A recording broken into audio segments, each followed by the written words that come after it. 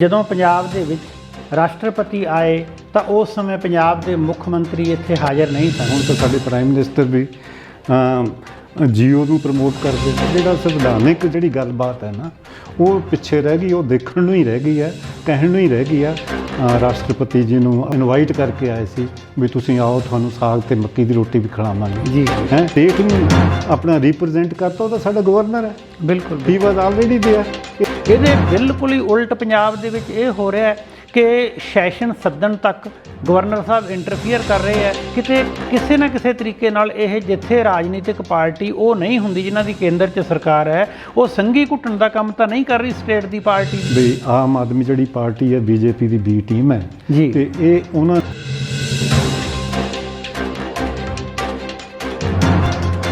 ਸਤਿ ਸ੍ਰੀ ਅਕਾਲ ਦੋਸਤੋ, ਪੰਜਾਬ ਹੈਰੀਟੇਜ ਵਿੱਚ ਤੁਹਾਡਾ ਸਵਾਗਤ ਹੈ। ਮੇਰੇ ਨਾਲ ਪ੍ਰੋਫੈਸਰ ਰਣਵਿੰਦਰ ਸਿੰਘ ਸੰਧੂ ਨੇ। ਜਿਵੇਂ ਕਿ ਤੁਸੀਂ ਜਾਣਦੇ ਹੋ, ਅਸੀਂ ਲਗਾਤਾਰ ਪੰਜਾਬ ਦੇ ਭਖਦੇ ਹੋਏ ਮਸਲਿਆਂ ਨੂੰ ਲੈ ਕੇ ਤੁਹਾਡੇ ਨਾਲ ਗੱਲਬਾਤ ਕਰਦੇ ਰਹਿੰਦੇ ਹਾਂ। ਪੰਜਾਬ ਦੇ ਭਖਦੇ ਹੋਏ ਮਸਲਿਆਂ ਦੇ ਵਿੱਚ ਇੱਕ ਨਵੀਂ ਚਰਚਾ ਹੁਣ ਇਹ ਛਿੜੀ ਹੋਈ ਹੈ ਕਿ ਜਦੋਂ ਪੰਜਾਬ ਦੇ ਵਿੱਚ ਰਾਸ਼ਟਰਪਤੀ ਆਏ ਤਾਂ ਉਸ ਸਮੇਂ ਪੰਜਾਬ ਦੇ ਮੁੱਖ ਮੰਤਰੀ ਇੱਥੇ ਹਾਜ਼ਰ ਨਹੀਂ ਸਨ। ਇਸ ਨੂੰ ਲੈ ਕੇ ਲਗਾਤਾਰ ਪੰਜਾਬ ਦੇ ਗਵਰਨਰ ਵੱਲੋਂ ਇਹ ਚਰਚਾ ਕੀਤੀ ਜਾ ਰਹੀ ਹੈ ਕਿ ਕਿਤੇ ਨਾ ਕਿਤੇ ਸੰਵਿਧਾਨਕ ਤੌਰ 'ਤੇ ਇਹ ਸੀਐਮ ਦਾ ਹੱਕ ਬਣਦਾ ਹੈ ਕਿ ਜਦੋਂ ਵੀ ਰਾਸ਼ਟਰਪਤੀ ਰਾਜ ਦੇ ਵਿੱਚ ਆਵੇ ਉਹਨਾਂ ਦਾ ਇੱਥੇ ਹਾਜ਼ਰ ਰਹਿਣਾ ਜ਼ਰੂਰੀ ਹੈ। ਪਰ ਨਾਲ ਹੀ ਨਾਲ ਇਹ ਵੀ ਮਸਲਾ ਬਣਿਆ ਹੋਇਆ ਹੈ ਕਿ ਸਾਰੀਆਂ ਪਾਰਟੀਆਂ ਅੱਜ ਕੱਲ੍ਹ ਆਪਣੇ ਰਾਜ ਨੂੰ ਛੱਡ ਕੇ ਬਾਕੀ ਥਾਵਾਂ 'ਤੇ ਆਪਣੀ ਰਾਜਨੀਤਿਕ ਪਾਰਟੀ ਦੇ ਪ੍ਰਚਾਰ ਅਤੇ ਪ੍ਰਸਾਰ ਲਈ ਜ਼ਿਆਦਾ ਲੱਗੀਆਂ ਹੋਈਆਂ। ਜਿਸ ਤਰੀਕੇ ਨਾਲ ਅਸੀਂ ਦੇਖਦੇ ਹਾਂ ਕਿ ਜਿੰਨੇ ਵੀ ਰਾਜਪਾਲ ਲਗਾਏ ਜਾਂਦੇ ਹੈ ਉਹ ਕਿਸੇ ਨਾ ਕਿਸੇ ਰਾਜਨੀਤਿਕ ਪਾਰਟੀ ਵੱਲੋਂ ਲਗਾਏ ਜਾਂਦੇ ਹੈ। ਪਹਿਲਾਂ ਆਮ ਤੌਰ 'ਤੇ ਕਿਹਾ ਜਾਂਦਾ ਸੀ ਕਿ ਰਾਜਪਾਲ ਦਾ ਪਦ ਹੈ ਜਿਹੜਾ ਉਹ ਸੰਵਿਧਾਨਕ ਪਦ ਹੈ, ਉਸ ਨੂੰ ਰਾਜਨੀਤੀ ਤੋਂ ਦੂਰ ਹੋ ਕੇ ਆਪਣੇ ਸੰਵਿਧਾਨਕ ਪੱਖ ਦੀ ਪਾਲਣਾ ਕਰਨੀ ਚਾਹੀਦੀ ਹੈ। ਪਰ ਅੱਜ ਇਹ ਆਮ ਹੋ ਗਿਆ ਕਿ ਪਾਰਟੀਆਂ ਆਪਣੀ ਪਾਰਟੀ ਨੂੰ ਛੱਡ ਕੇ ਪਦ ਦੀ ਗਰਿਮਾ ਜਿਹੜੀ ਉਹਨੂੰ ਬਣਾਈ ਰੱਖਣ ਦੇ ਵਿੱਚ ਕੋਸ਼ਿਸ਼ ਨਹੀਂ ਕਰਦੀਆਂ। ਇਸ ਕਰਕੇ ਇਸ ਗੱਲਬਾਤ ਦੇ ਵਿੱਚ ਮੈਂ ਤੇ ਪ੍ਰੋਫੈਸਰ ਰਣਵਿੰਦਰ ਸਿੰਘ ਸੰਧੂ ਇਹਨਾਂ ਮੁੱਦਿਆਂ ਨੂੰ ਜਾਣਨ ਦੀ ਕੋਸ਼ਿਸ਼ ਕਰਾਂਗੇ। ਡਾਕਟਰ ਸਾਹਿਬ, ਜਿਵੇਂ ਤੁਸੀਂ ਜਾਣਦੇ ਹੋ ਕਿ ਪਿਛਲੇ ਦਿਨਾਂ ਦੇ ਵਿੱਚ ਅੱਜ ਕੱਲ੍ਹ ਇਹ ਗੱਲ ਆਮ ਹੋ ਗਈ ਕਿ ਈਵੈਂਟ ਮੈਨੇਜਮੈਂਟ ਹੈ ਜਿਹੜਾ ਰਾਜਨੀਤਿਕ ਪਾਰਟੀਆਂ ਕਰਦੀਆਂ। ਜਿਵੇਂ ਮੋਦੀ ਸਾਹਿਬ ਪਿਛਲੇ ਦਿਨਾਂ ਦੇ ਵਿੱਚ ਜਦੋਂ ਅਮਰੀਕਾ ਦੇ ਵਿੱਚ ਗਏ ਤਾਂ ਉੱਥੇ ਮੰਨਿਆ ਗਿਆ ਕਿ ਉਹਨਾਂ ਨੇ ਵੱਡੇ ਪੱਧਰ 'ਤੇ ਸ਼ੋਅ ਮੈਨੇਜ ਕੀਤਾ। ਇਸ ਤੋਂ ਪਹਿਲਾਂ ਕਾਂਗਰਸ ਵੇਲੇ ਪ੍ਰਸ਼ਾਂਤ ਕਿਸ਼ੋਰ ਸੀ ਜਿਹੜਾ ਉਹ ਸ਼ੋਅ ਮੈਨੇਜ ਕਰਦਾ ਸੀ, ਕਾਫੀ ਵਿਦ ਕੈਪਟਨ। ਫਿਰ ਉਸਨੇ ਬਿਹਾਰ ਦੀ ਇਲੈਕਸ਼ਨ ਦੇ ਵਿੱਚ ਨਿਤੀਸ਼ ਕੁਮਾਰ ਦੇ ਨਾਲ ਜਾ ਕੇ ਵੀ ਇਹ ਗੱਲ ਕੀਤੀ। ਪਿਛਲੇ ਦਿਨਾਂ ਦੇ ਵਿੱਚ ਉਹਦਾ ਕਾਂਗਰਸ ਨਾਲ ਵੀ ਹੱਥ ਮਿਲਦਾ ਰਿਹਾ। ਸ਼ੁਰੂ ਦੇ ਵਿੱਚ ਇਹ ਵੀ ਮੰਨਿਆ ਜਾਂਦਾ ਸੀ ਕਿ ਉਹ ਜਿਹੜੀ ਬੀਜੇਪੀ ਪਾਰਟੀ ਹੈ ਇਹਦੇ ਨਾਲ ਵੀ ਇਹੋ ਜਿਹਾ ਕਰਦਾ ਰਿਹਾ। ਕੀ ਅਸੀਂ ਹੁਣ ਮੰਨੀਏ ਕਿ ਹੁਣ ਜਿਹੜੇ ਸਾਡੇ ਲੀਡਰ ਹੈ ਉਹ ਸਮਾਜ ਸੁਧਾਰ ਦੇ ਵਿੱਚੋਂ ਜਾਂ ਲੋਕ ਭਲਾਈ ਦੇ ਕੰਮਾਂ ਦੀ ਬਜਾਏ ਜਿਵੇਂ ਬਾਕੀ ਆਪਣੀਆਂ ਇੰਡਸਟਰੀਜ਼ ਕਰਦੀਆਂ ਕਿ ਆਪਣੇ ਪ੍ਰੋਡਕਟ ਨੂੰ ਪ੍ਰਮੋਟ ਕਰਨਾ ਹੈ, ਆਪਣੀ ਰਾਜਨੀਤੀ ਨੂੰ ਐਵੇਂ ਪ੍ਰਮੋਟ ਕਰ ਰਹੀਆਂ? ਇਹਦੇ ਬਾਰੇ ਸਹਿਮਤ ਹੋ ਤੁਸੀਂ? ਹਾਂਜੀ, ਮੈਂ ਬਿਲਕੁਲ ਸਹਿਮਤ ਹਾਂ। ਸਾਡੇ ਸਾਹਮਣੇ ਹੀ ਸਾਰਾ ਕੁਝ ਹੈ। ਹੁਣ ਤਾਂ ਸਾਡੇ ਪ੍ਰਾਈਮ ਮਿਨਿਸਟਰ ਵੀ ਜੀਓ ਨੂੰ ਪ੍ਰਮੋਟ ਕਰਦੇ ਨੇ ਜੀ, ਹਾਂਜੀ, 5G ਨੂੰ ਪ੍ਰਮੋਟ ਕਰਦੇ ਨੇ, ਕਿਉਂਕਿ ਉਹਨਾਂ ਦੇ ਕਹਿ ਸਕਦੇ ਹੋ ਵੀ ਉਹ ਕਿਸੇ ਨਾ ਕਿਸੇ ਹਿਸਾਬ ਨਾਲ ਉਹ ਜਿਹੜੇ ਕਾਰਪੋਰੇਟ ਘਰਾਣੇ ਨੇ ਉਹਨਾਂ ਤੋਂ ਬਲਾਈਜ਼ ਹੋਏ ਨੇ ਤੇ ਇਸ ਕਰਕੇ ਉਹ ਪ੍ਰਮੋਟ ਕਰਦੇ ਨੇ। ਹੁਣ ਜਿਹੜਾ ਸੰਵਿਧਾਨਿਕ ਜਿਹੜੀ ਗੱਲਬਾਤ ਹੈ ਨਾ, ਉਹ ਪਿੱਛੇ ਰਹਿ ਗਈ, ਉਹ ਦੇਖਣ ਨੂੰ ਹੀ ਰਹਿ ਗਈ ਹੈ, ਕਹਿਣ ਨੂੰ ਹੀ ਰਹਿ ਗਈ ਹੈ। ਬਾਕੀ ਤਾਂ ਹਰੇਕ ਚੀਜ਼ ਦੇ ਪਿੱਛੇ ਜਿਹੜਾ ਪਾਰਟੀਆਂ ਦਾ, ਜਿਹੜਾ ਬੰਦਿਆਂ ਦਾ, ਉਹ ਪੋਲੀਟੀਕਲ ਮੋਟਿਵ ਹੈ ਜੀ। ਬਾਕੀ ਜਿਵੇਂ ਹੁਣ ਇੱਥੇ ਭਗਵੰਤ ਮਾਨ ਅੱਜ ਕੱਲ੍ਹ ਇੱਥੇ ਨਹੀਂ ਸੀਗੇ, ਸਾਡੇ ਰਾਸ਼ਟਰਪਤੀ ਜੀ ਆਏ ਨੇ। ਭਾਵੇਂ ਮੈਨੂੰ ਯਾਦ ਹੈ ਕਿ ਉਹ ਜਦੋਂ ਮਿਲਣ ਗਏ ਸੀਗੇ ਜੀ, ਉਹਨਾਂ ਨੇ ਆਪਣਾ ਰਾਸ਼ਟਰਪਤੀ ਜੀ ਨੂੰ ਆਪਣਾ ਸਪੈਸ਼ਲੀ ਮੈਸੇਜ ਦਿੱਤਾ ਸੀ, ਸੁਨੇਹਾ ਇਨਵਾਈਟ ਕਰਕੇ ਆਏ ਸੀ ਵੀ ਤੁਸੀਂ ਆਓ, ਤੁਹਾਨੂੰ ਸਾਗ ਤੇ ਮੱਕੀ ਦੀ ਰੋਟੀ ਵੀ ਖਿਲਾਵਾਂਗੇ ਜੀ ਜੀ ਹੈ। ਪਰ ਜਦੋਂ ਉਹ ਆਏ ਨੇ ਉਹ ਇੱਥੇ ਨਹੀਂ ਸੀਗੇ।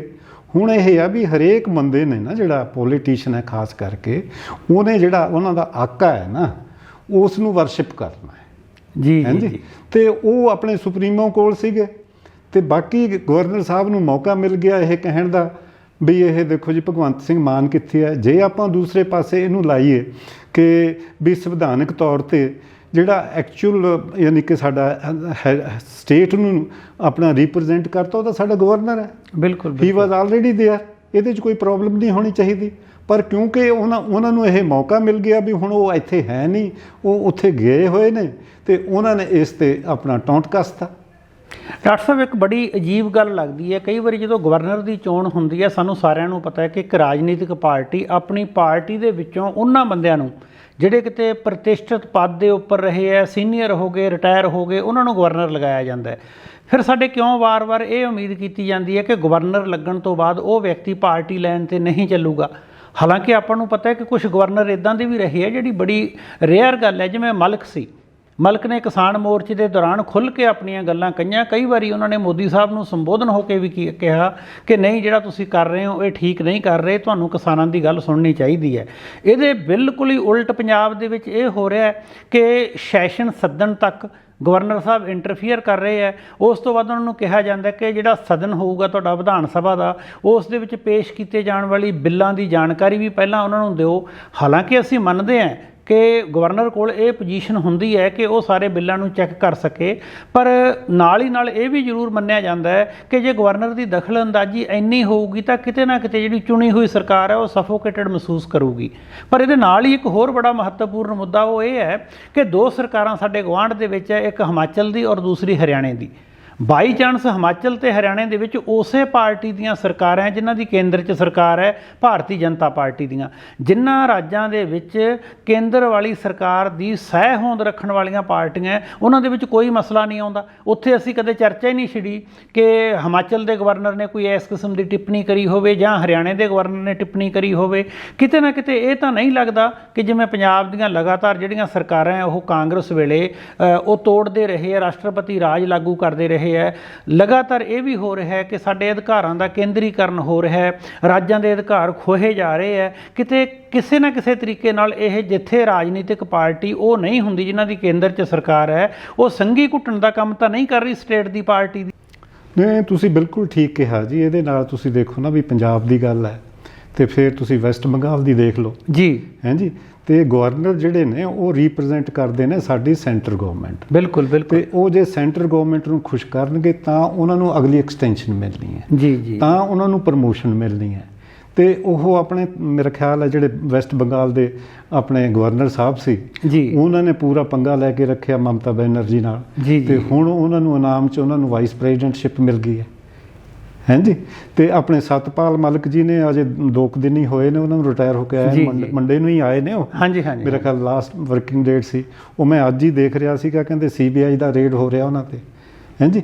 ਉਹ ਤਾਂ ਇਹ ਆ ਵੀ ਦੇਖੋ ਗੱਲ ਇਹ ਹੈ ਵੀ ਆਪਾਂ ਸੰਵਿਧਾਨਕ ਤੇ ਉਹ ਦੂਸਰੇ ਕੰਸਟੀਟਿਊਸ਼ਨਲ ਹੈੱਡ ਤੇ ਉਹ ਗੱਲ ਕਰਦੇ ਨੇ, ਬਾਕੀ ਉਹ ਤਾਂ ਜਿਹੜੀਆਂ ਸਰਕਾਰਾਂ ਉਹ ਇਹਨਾਂ ਨੂੰ ਆਪਣੇ ਨੌਕਰਾਂ ਵਾਂਗੂ ਡੀਲ ਕਰਦੀਆਂ ਨੇ ਹਾਂਜੀ। ਜੇ ਆਪਾਂ ਮੋਟੇ ਜਿਹੇ ਲਫ਼ਜ਼ਾਂ 'ਚ ਕਰੇ ਵੀ ਉਹ ਜੇ ਆਪਣੇ ਆਕਾ ਨੂੰ ਆਪਣੇ ਜਿਹੜਾ ਜਿਹਨੇ ਉਹਨੂੰ ਲਾਇਆ ਜੇ ਉਹਨੂੰ ਨਹੀਂ ਖੁਸ਼ ਕਰੂਗਾ ਤਾਂ ਹੀ, ਜੇ ਖੁਸ਼ ਕਰੂਗਾ ਤਾਂ ਕੁਛ ਉਹਨੂੰ ਮਿਲੂਗਾ, ਜੇ ਨਹੀਂ ਖੁਸ਼ ਕਰੂਗਾ ਤਾਂ ਜਾਊਗਾ ਉੱਥੋਂ ਵੀ ਹਾਂਜੀ। ਸੋ ਇਹ ਵੈਸੇ ਵੀ ਆਪਣਾ ਇਹ ਤਾਂ ਬਹੁਤ ਪੁਰਾਣੀ ਕੰਟਰੋਵਰਸੀ ਹੈ ਵੀ ਇਹ ਜਿਹੜੇ ਗਵਰਨਰ ਨੇ ਇਹ ਜਿੱਥੇ ਤੱਕ ਤਾਂ ਸੈਂਟਰ ਤੇ ਸਟੇਟ ਦਾ ਸਰਕਾਰਾਂ ਆਪਸ 'ਚ ਹੈਗੇ ਨੇ ਉੱਥੇ ਤੱਕ ਤਾਂ ਠੀਕ ਹੈ, ਸਲਾਹ ਕਰਕੇ ਚੱਲਦੇ ਨੇ ਜੀ ਜੀ। ਪਰ ਜਿੱਥੇ ਦੂਸਰੀ ਕੇਂਦਰੀ ਪਾਰਟੀ ਦੀ ਜਾਂ ਦੂਸਰੇ ਹੋਰ ਪਾਰਟੀ ਦੀ ਸਰਕਾਰ ਹੈ ਉੱਥੇ ਇਹਨਾਂ ਨੇ ਕੋਈ ਨਾ ਕੋਈ ਪ੍ਰੋਬਲਮ ਖੜੀ ਕਰਨੀ। ਤੇ ਇਹ ਖਾਸ ਕਰਕੇ ਪਿਛਲੇ ਕੁਝ ਸਾਲਾਂ 'ਚ ਇਹ ਨਹੀਂ ਵੀ ਪਹਿਲਾਂ ਨਹੀਂ ਹੋਇਆ ਜੀ, ਪਹਿਲਾਂ ਵੀ ਹੋਏ ਨੇ ਜੀ, ਇੰਦਰਾ ਗਾਂਧੀ ਵੇਲੇ ਵੀ ਹੋਏ ਨੇ। ਜਦੋਂ ਉਹ ਦੇਖਦੇ ਸੀਗੇ ਵੀ ਸਾਡੇ ਇਨ ਨਹੀਂ ਮੰਨਦੇ ਤਾਂ ਉਹ ਸਾਰੇ ਉੱਧਰ ਨੂੰ ਚਲੇ ਜਾਂਦੇ ਸੀਗੇ। ਤੇ ਹੁਣ ਜਿਹੜਾ ਸੈਂਟਰ 'ਚ ਕਾਫੀ ਤਕੜੀ ਸਰਕਾਰ ਹੈ ਹਾਂਜੀ, ਉਹ ਈਵਨ ਪਾਰਟੀਆਂ ਦੀਆਂ ਪਾਰਟੀਆਂ ਉੱਧਰ ਚਲੀ ਜਾਂਦੀਆਂ ਨੇ। ਡਾਕਟਰ ਸਾਹਿਬ, ਲਗਾਤਾਰ ਇੱਕ ਬੜੀ ਕਮਾਲ ਦੀ ਗੱਲ ਇਹ ਵਾਪਰ ਰਹੀ ਹੈ ਕਿ ਕਿਸੇ ਵੀ ਰਾਜਨੀਤਿਕ ਪਾਰਟੀ ਨੂੰ ਛੇੜੋ, ਉਹ ਕਹਿੰਦੇ ਕਿ ਅਸੀਂ ਸੰਵਿਧਾਨ ਨੂੰ ਬਚਾਉਣ ਲਈ ਕੋਸ਼ਿਸ਼ ਕਰ ਰਹੇ ਹਾਂ। ਜੇ ਕਾਂਗਰਸ ਦੀ ਗੱਲ ਕਰੋ, ਉਹ ਕਹਿੰਦੇ ਜੀ BJP ਸੰਵਿਧਾਨ ਨੂੰ ਖੋਰਾ ਲਾ ਰਹੀ ਹੈ, ਅਸੀਂ ਸੰਵਿਧਾਨ ਦੇ ਖਾਤਰ ਲੜਾਈ ਕਰਾਂਗੇ। BJP ਇਹ ਕਹਿੰਦੀ ਹੈ ਕਿ ਪਰਿਵਾਰਵਾਦ ਨੇ ਸੰਵਿਧਾਨ ਦਾ ਨੁਕਸਾਨ ਕੀਤਾ ਹੈ, ਅਸੀਂ ਸੰਵਿਧਾਨ ਨੂੰ ਬਚਾ ਰਹੇ ਹਾਂ। ਆਮ ਆਦਮੀ ਪਾਰਟੀ ਕਹਿੰਦੀ ਹੈ ਕਿ ਸੰਵਿਧਾਨਕ ਤਾਕਤਾਂ ਦੀ ਦੁਰਵਰਤੋਂ ਕੀਤੀ ਜਾ ਰਹੀ ਹੈ ਕੇਂਦਰੀ ਸਰਕਾਰ ਵੱਲੋਂ, ਅਸੀਂ ਸੰਵਿਧਾਨ ਨੂੰ ਬਚਾ ਰਹੇ ਹਾਂ। ਜੇ ਸਾਰੀਆਂ ਰਾਜਨੀਤਿਕ ਪਾਰਟੀਆਂ ਸੰਵਿਧਾਨ ਨੂੰ ਬਚਾਉਣ ਦੇ ਵਿੱਚ ਲੱਗੀਆਂ ਹੋਈਆਂ ਤਾਂ ਲਗਾਤਾਰ ਨਾਲ ਲੋਕ ਇਹ ਕਹਿ ਰਹੇ ਕਿ ਕਿਤੇ ਵੀ ਕਾਨੂੰਨ ਅਵਸਥਾ ਨਹੀਂ ਹੈ। ਇੱਕ ਜਿਹੜਾ ਸਟੇਟ ਦਾ ਲੀਡਰ ਹੈ UP ਦਾ, ਉਹ ਕਿਸਾਨ ਮੋਰਚੇ ਦੇ ਦੌਰਾਨ ਕੁਝ ਵਿਅਕਤੀਆਂ ਤੇ ਗੱਡੀ ਚੜ੍ਹਾ ਦਿੰਦਾ ਹੈ, ਉਹਨੂੰ ਗ੍ਰਿਫਤਾਰ ਵੀ ਨਹੀਂ ਕੀਤਾ ਜਾਂਦਾ। ਸਾਡੀ ਸਟੇਟ ਦਾ ਇੰਪ੍ਰੈਸ਼ਨ ਇਹ ਹੈ ਕਿ ਇੱਥੇ ਲਗਾਤਾਰ ਮੁਜਰਮ ਹੈ ਜਿਹੜੇ ਉਹ ਭੱਜ ਰਹੇ ਹੈ। ਲਗਾਤਾਰ ਪੁਲਿਸ ਨੂੰ ਮਤਲਬ ਐਫੀਸ਼ੀਐਂਟ ਕਰਨ ਦੇ ਬਾਵਜੂਦ ਸਾਡੇ ਨਸ਼ੇ ਵਿਕ ਰਹੇ ਹੈ, ਸਾਡੇ ਕ੍ਰਾਈਮ ਵੱਧ ਰਿਹਾ ਹੈ, ਲਗਾਤਾਰ ਧਮਕੀਆਂ ਆ ਰਹੀਆਂ। ਜੇ ਸਾਰੇ ਲੋਕ ਸੰਵਿਧਾਨ ਨੂੰ ਬਚਾਉਣ ਲੱਗੇ ਹੋਏ ਆ ਤਾਂ ਫਿਰ ਕਮੀ ਕਿੱਥੇ ਹੈ? ਕਿਤੇ ਇਹ ਤਾਂ ਨਹੀਂ ਕਿ ਸਾਡੀਆਂ ਸਰਕਾਰਾਂ ਜਿਹੜੀਆਂ ਉਹ ਡਾਇਰੈਕਟਲੀ ਇਨਡਾਇਰੈਕਟਲੀ ਕਾਰਪੋਰੇਟ ਦਾ ਹੱਥ ਠੋਕਾ ਹੀ ਬਣ ਗਈਆਂ, ਜਿਹੜੀ ਉਹਨਾਂ ਦੀ ਪਬਲਿਕ ਬਾਰੇ ਅਪਰੋਚ ਹੋਣੀ ਚਾਹੀਦੀ ਸੀ ਜਾਂ ਉਹ ਪਬਲਿਕ ਨੂੰ ਡੀਲ ਕਰਨ ਵਾਲੀਆਂ ਸਰਕਾਰਾਂ ਹੋਣੀਆਂ ਚਾਹੀਦੀਆਂ ਸੀ, ਉਹ ਤੋਂ ਕਿਤੇ ਇੱਕ ਕਦਮ ਅਸੀਂ ਪਿੱਛੇ ਤਾਂ ਨਹੀਂ ਹਟ ਗਏ? ਉਹ ਜੀ ਕਾਫੀ ਪਿੱਛੇ ਹਟ ਰਹੇ ਆ। ਇੱਥੇ ਨੀਅਤ ਦੀ ਉਹ ਹੈਗੀ ਹੈ ਜੀ, ਕਿਉਂਕਿ ਹੁਣ ਜਿਹੜੀਆਂ ਵੀ ਐਗਜ਼ਿਸਟਿੰਗ ਸਰਕਾਰਾਂ ਨੇ ਉਹਨਾਂ ਦਾ ਮੇਨ ਮਕਸਦ ਇਹ ਹੈ ਵੀ ਅਸੀਂ ਅਗਲੀ ਇਲੈਕਸ਼ਨ ਕਿਵੇਂ ਜਿੱਤਣੀ ਹੈ। ਕੋਈ ਸੰਵਿਧਾਨ ਦੀ ਖਿਆਲ ਨਹੀਂ ਰੱਖਦਾ, ਕੋਈ ਕੁਛ ਨਹੀਂ ਕਰਦਾ। ਹਰੇਕ ਪਾਰਟੀ ਆਪਣੇ ਉਸ ਹਿਸਾਬ ਨਾਲ ਤੋੜ ਮਰੋੜ ਲੈਂਦੀ ਹੈ ਜੀ। ਹੁਣ ਤੁਸੀਂ ਜਿਵੇਂ ਪਿੱਛੇ ਜੇ ਆਪਣਾ ਸੀਗਾ ਇੱਕ ਕੰਟਰੋਵਰਸੀ ਛਿੜੀ ਹੋਈ ਆ ਕਿ ਇੱਕ ਜਿਹੜਾ ਦਿੱਲੀ ਦਾ ਆਪਣਾ ਮਿਨਿਸਟਰ ਹੈ ਜੀ, ਉਹਨੇ ਬੋਧੀ ਧਰਮ ਦਾ ਅਡਾਪਟ ਕੀਤਾ ਅਤੇ ਉਹਦੇ 'ਚ ਉਹਨਾਂ ਦੀ ਜਿਹੜੀ ਉਹਨਾਂ ਨੇ ਜਿਹੜੀਆਂ ਕੁਛ ਸ਼ਪਥ ਲੈਣੀ ਹੁੰਦੀ ਹੈ, ਸਹੁੰ ਖਾਣੀ ਹੁੰਦੀ ਹੈ, ਉਹਦੇ 'ਚ ਕੁਛ ਉਹ ਦੇਵੀ ਦੇਵਤਿਆਂ ਦੇ ਅਗੇਂਸਟ ਹੈ ਅਤੇ ਉਹ ਜਿਹੜੀ ਦੂਸਰੀ ਪਾਰਟੀ ਆ ਉਹ ਕਹਿੰਦੀ ਵੀ ਸਾਡੀ ਦੇਵੀ ਦੇਵਤਿਆਂ ਦੀ ਬੇਇੱਜ਼ਤੀ ਕਰਤੀ ਹੈ। ਵੈਸੇ ਉਹ ਤਾਂ ਜਿਹੜੀਆਂ ਸ਼ਪਥਾਂ ਉਹ ਜਿਹੜੇ ਲੈ ਰਹੇ ਨੇ, ਜਿਹੜੇ ਬੋਧੀ ਬਣੇ ਨੇ ਅੰਬੇਦਕਰ ਵੇਲੇ, ਉਹ 1956 ਤੋਂ ਲੈ ਰਹੇ ਨੇ। ਬਿਲਕੁਲ, ਬੋਧੀ ਧਰਮ ਵੀ ਪਰਮਾਤਮਾ ਦੀ ਜਿਹੜੀ ਐਗਜ਼ਿਸਟੈਂਸ ਹੈ ਉਸ ਦੇ ਵਿੱਚ ਉਸ ਤਰੀਕੇ ਨਾਲ ਯਕੀਨ ਨਹੀਂ ਰੱਖਦਾ। ਡਾਕਟਰ ਸਾਹਿਬ, ਇੱਕ ਲਾਸਟ ਤੇ ਆਪਾਂ ਗੱਲ ਕਰੀਏ ਕਿ ਅੱਜ ਕੱਲ੍ਹ ਚਰਚਾ ਆਮ ਤੌਰ ਤੇ ਇਹ ਛਿੜੀ ਹੋਈ ਹੈ ਕਿ ਜਿਹੜੀ ਗੁਜਰਾਤ ਦੀ ਇਲੈਕਸ਼ਨ ਹੈ ਤੇ ਹਿਮਾਚਲ ਪ੍ਰਦੇਸ਼ ਦੀ ਚੋਣ ਹੈ, ਇਸ ਕਰਕੇ ਸ਼ਾਇਦ ਜਿਹੜੀ ਆਮ ਆਦਮੀ ਪਾਰਟੀ ਤੇ ਬੀਜੇਪੀ ਦੀ ਕਸ਼ਮਕਸ਼ ਜ਼ਿਆਦਾ ਹੋਈ ਹੈ। ਤੇ ਆਮ ਤੌਰ ਤੇ ਇਹ ਵੀ ਕਿਹਾ ਜਾਂਦਾ ਹੈ ਕਿ ਦੋਨਾਂ ਸਟੇਟਾਂ ਦੀ ਇਲੈਕਸ਼ਨ ਹੈ ਜਿਹੜੀ ਉਹ ਬੀਜੇਪੀ ਲਈ ਬਹੁਤ ਇੱਜ਼ਤ ਦਾ ਸਵਾਲ ਬਣੀ ਹੋਈ ਹੈ। ਇੱਜ਼ਤ ਦਾ ਸਵਾਲ ਬਣਨ ਦੇ ਪਿੱਛੇ ਦੋ ਵੱਡੇ ਕਾਰਨ ਹੈ, ਕਿਉਂਕਿ JP ਨੱਡਾ ਜਿਹੜੇ ਉਹ ਹਿਮਾਚਲ ਪ੍ਰਦੇਸ਼ ਦੇ ਵਿੱਚੋਂ ਆਉਂਦੇ ਆ ਤੇ ਪ੍ਰਧਾਨ ਨੇ ਰਾਸ਼ਟਰੀ ਪੱਧਰ ਤੇ BJP ਦੇ। ਦੂਸਰੇ ਪਾਸਿਓਂ ਜਿਹੜੇ ਅਮਿਤ ਸ਼ਾਹ ਔਰ ਮੋਦੀ ਸਾਹਿਬ ਤੇ ਨਾਲ ਹੀ ਇਹਨਾਂ ਦੇ ਦੋਨੇ ਉਹ ਕਾਰਪੋਰੇਟ ਹਾਊਸ, ਭਾਵੇਂ ਅਡਾਨੀ ਦਾ ਭਾਵੇਂ ਅੰਬਾਨੀਆਂ ਦਾ, ਉਹ ਵੀ ਗੁਜਰਾਤ ਨੂੰ ਰਿਪਰੈਜ਼ੈਂਟ ਕਰਦੇ ਆ। ਇਹਦਾ ਮਤਲਬ ਇਹ ਹੋਇਆ ਕਿ ਜੇ ਇਹਨਾਂ ਦੋਨਾਂ ਇਲੈਕਸ਼ਨਸ ਦੇ ਵਿੱਚ ਕਿਤੇ ਨਾ ਕਿਤੇ BJP ਨੂੰ ਖੋਰਾ ਲੱਗਦਾ ਹੈ, ਆਮ ਆਦਮੀ ਪਾਰਟੀ ਆਪਣਾ ਹੱਥ ਉੱਪਰ ਲੈ ਜਾਂਦੀ ਹੈ, ਤਾਂ ਰਾਸ਼ਟਰੀ ਪੱਧਰ ਤੇ ਸੇਧ ਲਾਉਣ ਵਾਸਤੇ ਉਹਨਾਂ ਨੂੰ ਮੌਕਾ ਮਿਲ ਜੂ। ਸ਼ਾਇਦ ਇਹੀ ਕਾਰਨ ਸੀ ਕਿ ਸਾਡੇ ਮੁੱਖ ਮੰਤਰੀ ਇੱਥੇ ਰਾਸ਼ਟਰਪਤੀ ਨੂੰ ਮਿਲਣਾ ਛੱਡ ਕੇ ਉੱਥੇ ਜਿਹੜੀ ਉਹਨਾਂ ਨੇ ਆਪਣੀ ਰੈਲੀ ਰੱਖੀ ਹੋਈ ਸੀ ਉੱਥੇ ਆਪਣੀ ਸਰਗਰਮੀ ਕਰਨ ਗਏ ਸੀ। ਉਹ ਤਾਂ ਦੇਖੋ ਜੀ, ਉਹ ਉਹਨਾਂ ਦਾ ਏਮ ਇਹੀ ਹੈ ਕਿ ਵੀ ਅਸੀਂ ਯਾਨੀ ਕਿ ਕੁਛ ਜਿਹੜੇ ਆਪਣੇ ਵਿਚਾਰਕ ਨੇ ਉਹ ਤਾਂ ਇਹ ਕਹਿੰਦੇ ਨੇ ਵੀ ਆਮ ਆਦਮੀ ਜਿਹੜੀ ਪਾਰਟੀ ਹੈ BJP ਦੀ B ਟੀਮ ਹੈ ਤੇ ਇਹ ਉਹਨਾਂ ਨੇ ਉੱਥੇ ਜਿਵੇਂ ਜਿੱਥੇ ਵੀ ਉਹ ਯਾਨੀ ਕਿ ਇਲੈਕਸ਼ਨ ਲੜ ਰਹੇ ਨੇ ਉਹ ਉਹਨਾਂ ਸਟਰੋਂਗ ਹੋਲਡ 'ਚ ਲੜ ਰਹੇ ਨੇ ਜਿੱਥੇ ਕਾਂਗਰਸ ਦਾ ਸਟਰੋਂਗ ਹੋਲਡ ਹੈ। ਜਿੱਥੇ BJP ਦਾ ਸਟਰੋਂਗ ਹੋਲਡ ਹੈ ਉੱਥੇ ਇਹ ਇਲੈਕਸ਼ਨ ਹੀ ਨਹੀਂ ਲੜ ਰਹੇ। ਜੀ, ਇਹਨਾਂ ਦੇ ਬਹੁਤ ਘੱਟ ਕੈਂਡੀਡੇਟ ਨੇ ਜੋ ਇਹੋ ਜਿਹਾ ਕੈਂਡੀਡੇਟ ਖੜਾ ਕਰਨਗੇ ਜਿਹੜਾ ਨਹੀਂ। ਸੋ ਇਹ ਸਿਰਫ ਕਾਂਗਰਸ ਨੂੰ ਹਾਰਮ ਕਰਨ ਵਾਸਤੇ, BJP ਨੂੰ ਆਪਣਾ ਫਾਇਦਾ ਕਰਨ ਵਾਸਤੇ ਇਹ ਸਾਰਾ ਕੁਝ ਕੀਤਾ ਜਾ ਰਿਹਾ। ਜਿਵੇਂ ਆਪਣੇ UP ਦੀਆਂ ਇਲੈਕਸ਼ਨਾਂ 'ਚ ਦੇਖ ਲਓ, ਉੱਥੇ ਕਿਵੇਂ ਉਹਨਾਂ ਨੇ ਆਪਣਾ ਮਾਇਆਵਤੀ BSP ਪਾਰਟੀ ਨੂੰ ਕਿਵੇਂ ਆਪਣੇ ਪਾਸੇ ਕਰਕੇ ਅਖਿਲੇਸ਼ ਯਾਦਵ ਨੂੰ ਲਾਇਆ। ਜੀ, ਕਿਉਂਕਿ ਉਹ ਪਾਵਰ 'ਚ ਨੇ। ਉਹਨਾਂ ਕੋਲ ਜਿਹੜੀਆਂ ਸਾਡੇ ਕੋਲ ਦੂਸਰੀਆਂ ਸੰਸਥਾਵਾਂ ਨੇ, ED ਹੈ ਜਿਹੜੀ ਤੁਹਾਡੀ ਹੈ, ਇਨਕਮ ਟੈਕਸ ਹੈ, ਹਾਂਜੀ CBI ਹੈ, ਉਹ ਸਾਰੀਆਂ ਉਹਨਾਂ ਕੋਲ ਨੇ। ਅਤੇ ਜਿਹੜੇ ਸਾਡੇ ਪੋਲੀਟੀਸ਼ੀਅਨ ਨੇ ਇਹਨਾਂ 'ਚੋਂ ਬਹੁਤਿਆਂ ਦਾ ਜਿਹੜਾ ਯਾਨੀ ਕਿ ਜਿਹੜਾ ਰਿਕਾਰਡ ਹੈ ਉਹ ਮਾੜਾ ਹੀ ਹੈ ਅਤੇ ਇਹਨਾਂ ਕੋਲ ਸਾਰਿਆਂ ਕੋਲ ਰਿਕਾਰਡ ਨੇ ਅਤੇ ਉਹ ਦਿਖਾ ਕੇ ਉਹਨਾਂ ਨੂੰ ਡਰਾ ਲੈਂਦੇ ਨੇ ਵੀ ਜੇ ਤੁਸੀਂ ਸਾਡੇ ਨਾਲ ਰਲ ਕੇ ਨਹੀਂ ਚੱਲੋਗੇ ਤੁਹਾਨੂੰ ਅੰਦਰ ਕਰਾਂਗੇ। ਦੋਸਤੋ, ਇਹ ਕੁਝ ਮਹੱਤਵਪੂਰਨ ਗੱਲਾਂ ਸੀ ਜਿਹਦੇ ਵਿੱਚ ਅਸੀਂ ਦੇਖਿਆ ਕਿ ਸਾਡੇ ਰਾਜਨੇਤਾ, ਸੰਵਿਧਾਨ, ਸਾਡੀ ਸੰਵਿਧਾਨਕ ਪੋਸਟ ਤੇ ਰਾਜਨੀਤਿਕ ਪਾਰਟੀਆਂ ਦੇ ਆਪਣੇ ਏਜੰਡੇ ਆ ਜਿਹੜੇ ਲਗਾਤਾਰ ਉਹ ਉਹਨਾਂ ਦੀ ਸੁਵਿਧਾ ਅਨੁਸਾਰ ਬਦਲਦੇ ਰਹਿੰਦੇ ਆ। ਇਹ ਭਾਵੇਂ ਇਕੱਲੇ ਪੰਜਾਬ ਦੀ ਗੱਲ ਹੋਵੇ ਜਾਂ ਹਿੰਦੁਸਤਾਨ ਦੇ ਕਿਸੇ ਵੀ ਹੋਰ ਸੂਬੇ ਦੀ, ਜਿਹੜੀ ਵੀ ਕੇਂਦਰ ਦੇ ਵਿੱਚ ਸਰਕਾਰ ਬੈਠੀ ਹੈ ਉਹ ਆਪਣੀ ਸਹੂਲਤ ਅਨੁਸਾਰ, ਸੁਵਿਧਾ ਅਨੁਸਾਰ ਆਪਣੇ ਰਾਜ ਭਾਗ ਨੂੰ ਲੰਬਾ ਚਲਾਉਣ ਲਈ ਭਾਵੇਂ ਈਵੈਂਟ ਮੈਨੇਜਮੈਂਟ ਕਰਨਾ ਪਵੇ, ਭਾਵੇਂ ਦੋਸ਼ ਲਾਉਣੇ ਪੈਣ, ਭਾਵੇਂ ਕਿਸੇ ਰਾਜ ਸਰਕਾਰ ਦੀ ਬਾਂਹ ਕਿਵੇਂ ਮਰੋੜਨੀ ਹੈ ਇਸ ਰੁਖ ਨੂੰ ਅਖਤਿਆਰ ਕਰਨਾ ਪਵੇ, ਇਸ ਤਰੀਕੇ ਨਾਲ ਜਿਹੜੀਆਂ ਇਹ ਸਾਰੀਆਂ ਸਰਕਾਰਾਂ ਇਹ ਕੰਮ ਕਰਦੀਆਂ ਰਹਿੰਦੀਆਂ। ਮੈਂ ਪ੍ਰੋਫੈਸਰ ਰਣਵਿੰਦਰ ਸਿੰਘ ਸੰਧੂ ਹੋਣਾ ਦਾ ਇਸ ਮੁੱਦੇ ਤੇ ਆਪਣੇ ਵਿਚਾਰ ਦੇਣ ਲਈ ਧੰਨਵਾਦ ਕਰਦਾ ਹਾਂ। ਧੰਨਵਾਦ ਪ੍ਰੋਫੈਸਰ ਸਾਹਿਬ, ਬਹੁਤ ਬਹੁਤ ਧੰਨਵਾਦ। ਮੇਰੇ ਵੱਲੋਂ ਦਰਸ਼ਕਾਂ ਦਾ ਬਹੁਤ ਬਹੁਤ ਧੰਨਵਾਦ। ਸਤਿ ਸ਼੍ਰੀ ਅਕਾਲ।